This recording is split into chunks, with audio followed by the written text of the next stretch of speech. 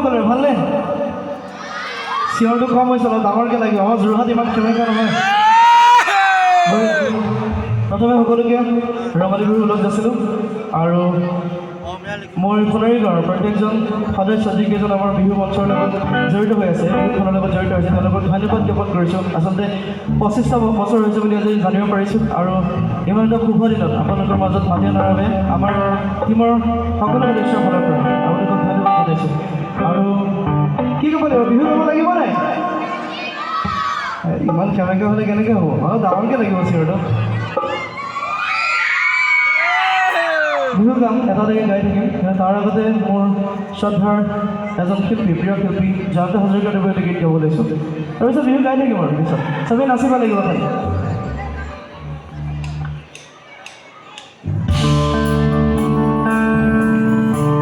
নাচিব পৰা গীত নহয়, কিন্তু সকলোৱে হাত চুপৰি দিব পাৰিব একেলগে।